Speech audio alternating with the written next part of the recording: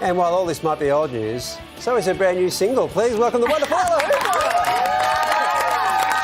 Very clever, Wally. Yes, our audience has no idea why that's clever, but of course, old news is the name of your new single. Is it ironic that you've released a new single called Old News that is so new that we don't even have a film clip to show?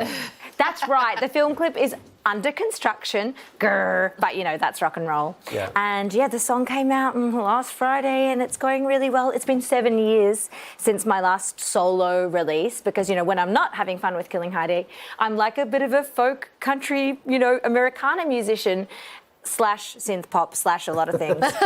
So, you know. It's a beautiful the song. The fans are confused.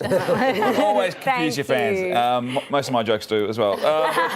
It's a lovely track. Congratulations. I'm just trying to take after you, Pete. It feels like a reflective track. Yeah. Were you in a reflective mood when you wrote this? I was in the depths of COVID when I wrote this, so boy was I reflective, not to mention a few other very intense things that have happened in my life in the last few years. So, yeah, it was written at my mum's house in the country when I moved there to sort of take cover and, you know, duck and cover from COVID and was taken off the road and just sort of reached out to a friend in Nashville as a bit of a lifeline to keep myself sane. Just like, I just need to do some co-writes. I need to do something to mark the days as they were bleeding into one.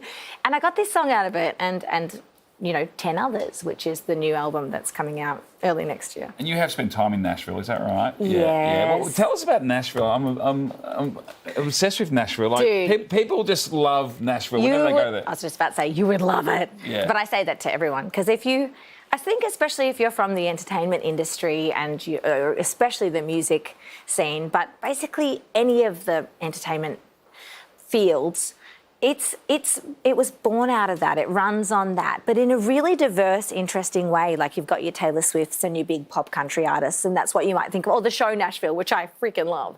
I watched every episode twice. But then there's a whole alternative community, rock and roll, punk community. Like it's just a really strong music town, a lot like Melbourne, but not Melbourne. If you may have been in Melbourne for the last 25 years and you get itchy feet, you want to go to Nashville. Well, because a lot of artists still live there. They don't need to live there, but they're drawn to be there, or they grew up there and they've moved back. They retire there, absolutely. Yeah. A lot of the greats are still there, and there's a lot of respect for the craft there, and so that's why I made a lot of writer friends there, and it was really nice to have that sort of.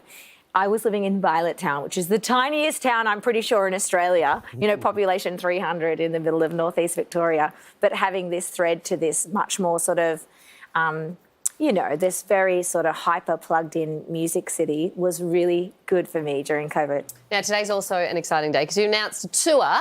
What are you most excited about? Like, what being back on the road excites you the most? Like, all of it. I'm nervous. Like, my palms are sweaty. I haven't had to announce a tour in a long time as well, like of my own, because, you know, when I go off with the band, it's awesome. Like, that's kind of, frankly, all done for us. And we have a team around that. But when I tour on my own, it's pretty much me behind the joystick and the, you know, pulling the levers, and I am the Wizard of Oz. So I feel really invested, but I feel so passionate about this new music, and it's much more personal. Like, these are my stories. This is Ella Hooper solo versus Killing Heidi.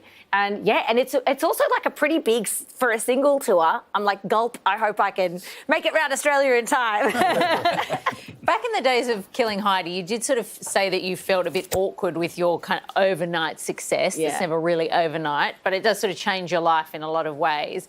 Does it feel satisfying to be sitting here 25 years later, still writing music people love and doing concerts that people are still turning up to? It's amazing. I feel so honoured, and I feel really grateful. There's a lot of artists that came out back when I did, you know, late 90s, early 2000s, who aren't here today for whatever reason. And I did try to keep my foot in the door. You guys know that, you know, like I pop up here, there and everywhere with my media stuff as well as music and writing, and it feels pretty awesome to be here with a new album in 2022. And yeah, I feel good. I feel you can't get rid of me yet. Most rock and roll moment you've had in your whole career so far, the moment where you're like, this is crazy.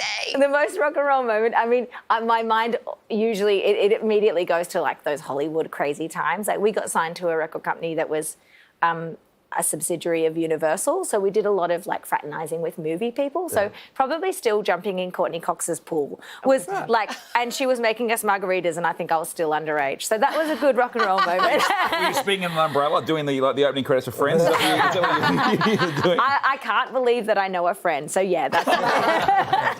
Well, wonderful to have you back. And so many on the show, but also with the new music. Tickets for Ella's tour are on sale now. For all the information, head to our website. Ella, thank you so much for dropping by.